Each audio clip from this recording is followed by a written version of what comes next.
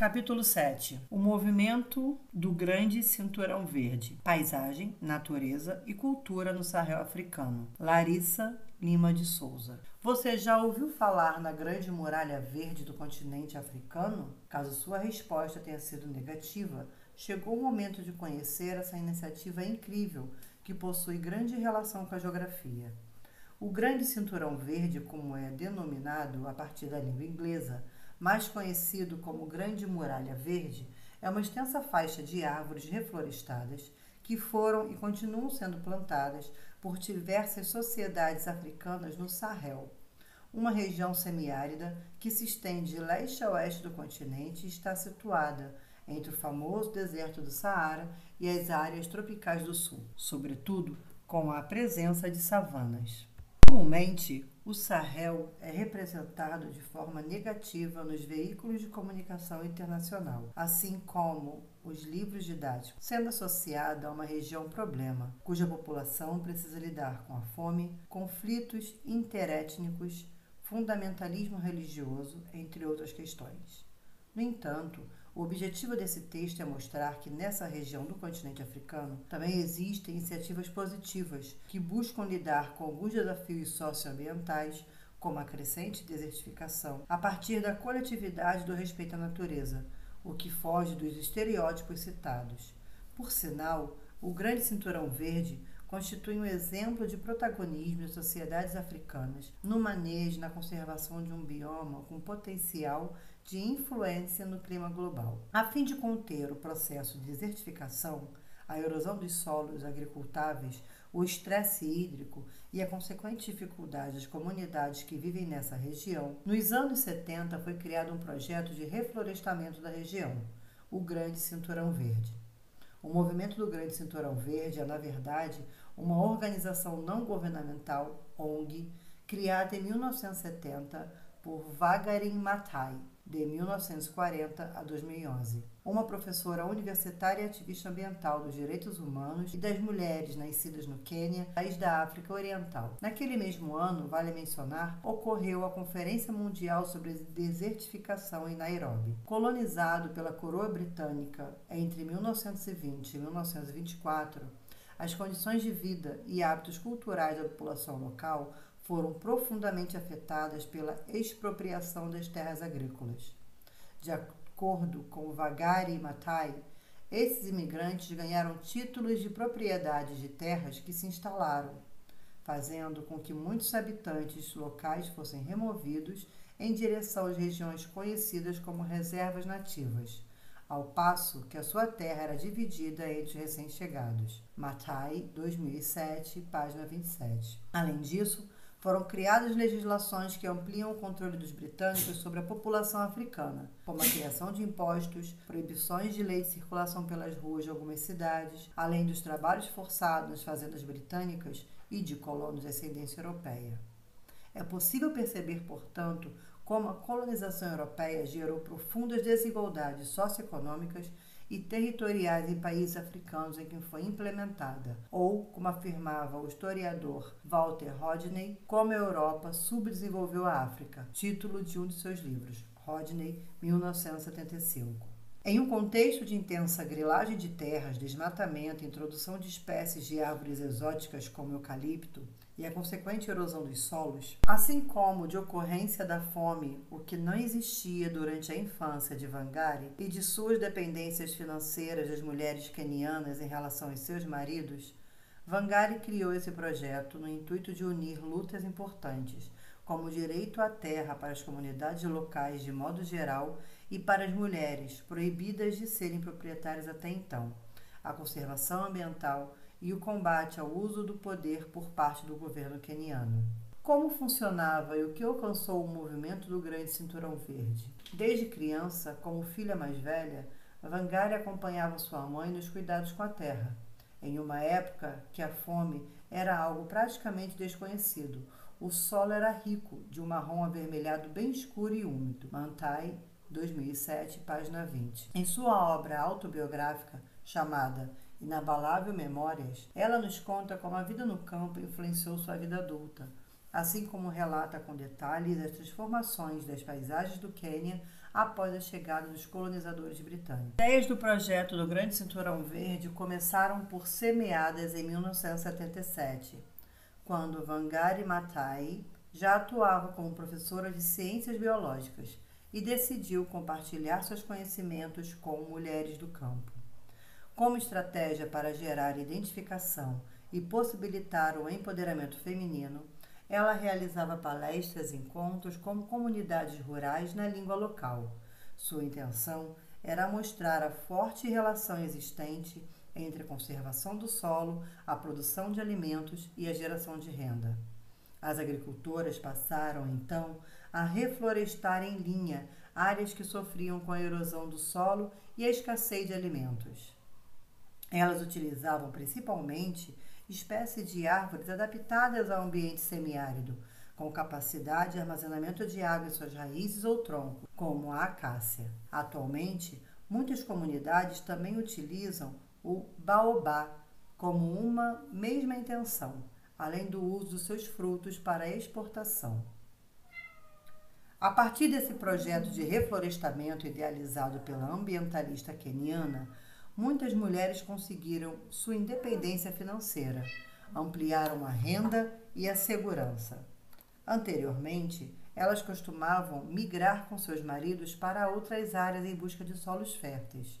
A diminuição das migrações também se deve ao fato de o reflorestamento ter gerado maior disponibilidade de água subterrânea para irrigar as plantações e, consequentemente, maior produção agrícola de subsistência.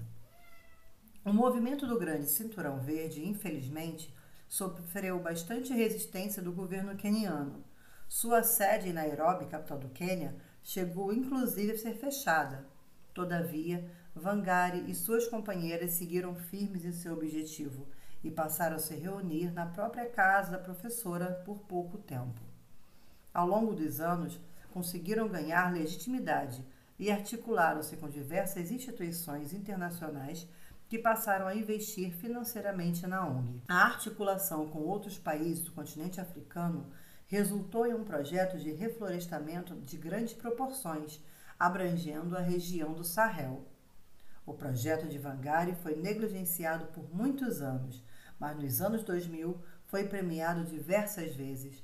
Além disso, essa professora e ativista é a primeira mulher africana a ganhar o Prêmio Nobel da Paz no ano de 2004 e continuou trabalhando ativamente a nível global em prol dos seus projetos, até 2011, quando faleceu. Somente em 2007, a União Africana iniciou a empreitada de levantar, diante da Grande Muralha Verde. E desde então, o projeto passou a contar com o apoio das Convenções das Nações Unidas para Combate à Desertificação, o UNCCD. E o volume de investimentos externos no projeto tem sido cada vez maior nos últimos anos, assim como o crescente interesse das multinacionais no setor alimentício. Dessa forma, ao mesmo tempo que é possível afirmar que o projeto seja promissor, há possíveis consequências negativas em relação à própria biodiversidade e à conservação dos solos de Sahel. Caso o investimento seja modelo de produção do agronegócio, baseado em monoculturas voltadas para a exportação, as chances de aumento da erosão do solo e da desertificação e de insegurança alimentar das populações locais são grandes, o que funcionaria como um retrocesso.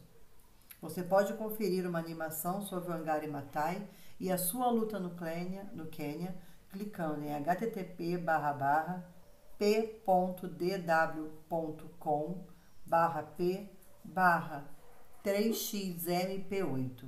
Se desejar visualizar melhor como se configura a Grande Muralha Verde, atualmente pode clicar em vídeos no YouTube, acessando http://www.youtube.com/v=N 44 T minúsculo R maiúsculo X minúsculo K maiúsculo A minúsculo J maiúsculo O minúsculo Q. A Grande Muralha Verde e as paisagens do Sahel. Apesar de também ser chamado de Muralha Verde, o cinturão de reflorestamento do Sahel não é contínuo, permitindo a presença e a circulação humana. Entre as faixas arborizadas, existem áreas residenciais e são desenvolvidas diferentes atividades culturais e econômicas, tais como pecuária de pastoreio e agricultura de subsistência comercial. E quando estudamos o Sahel como ambiente natural, é comum que se pense que ele consiste apenas em uma faixa de clima e vegetação semiáridos, como se não houvessem pessoas vivendo e modificando aquelas paisagens a partir das suas atividades cotidianas. Para não cometermos esse equívoco, devemos considerar o Sahel como um conjunto de paisagens geográficas construídas tanto pela ação humana quanto por processos naturais em constante conexão. Podemos dizer que uma iniciativa de integração, como o exemplo do Grande Cinturão Verde, é possível entre o que se costuma chamar de paisagens naturais e paisagens culturais humanizadas, Agueda 2017, pois garantem a presença da população local e dos seus vínculos com a terra, com estratégias de conservação ambiental, assim como a maioria das condições ambientais proporciona ganhos de caráter socioeconômico. O projeto idealizado por Wangari também torna evidente o que se domina como natureza, nem sempre está no estágio inicial de transformação do espaço geográfico, sendo posteriormente destruída pela ação humana. Ao contrário, o movimento do Grande Cinturão Verde do Sahel nos mostra o quanto as paisagens geográficas podem ser transformadas pelo ser humano em prol da conservação do bem e dos recursos naturais, como solo e água, como também em busca de direitos humanos fundamentais, geralmente com a ocorrência de conflitos. Além disso, a partir do projeto estudado é possível afirmar que as paisagens reflorestadas do Sahel são construídas no cotidiano de relações sociais e econômicas, bem como podem ser foco de uma disputa política e econômica em diversas escalas, desde local, passando pela regional até global, o que demonstra seu caráter cultural e humanizado.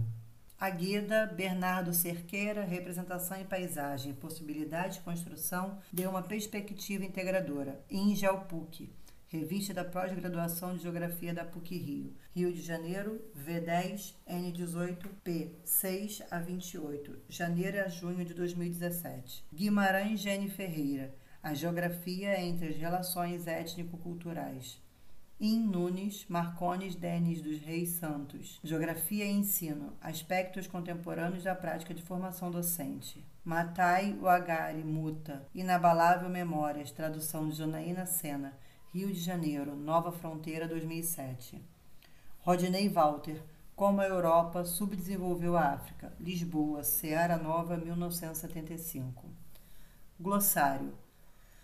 Desertificação é um processo de avanço de condições ambientais áridas devido principalmente ao manejo inadequado do solo pelos seres humanos, a partir do seu uso intensivo ou de desmatamento ou de respectivas consequências como a perda de nutrientes, erosão, entre outros. Erosão. Processo de transporte de solo já degradado e sua deposição em outro lugar. Pode ser realizado por diversos agentes como vento, eólica, a água da chuva, pluvial, a água dos rios, fluvial, a água do mar, marinha, o gelo glacial ou nival e a ação de micro-organismos do solo, biológico. Estresse hídrico, condição causada por uma baixa disponibilidade ou acessibilidade em relação à intensa demanda por uso de água em determinada localidade. Expropriação das terras. Consiste na retirada de direitos da população de uma localidade em relação à terra em que habitam.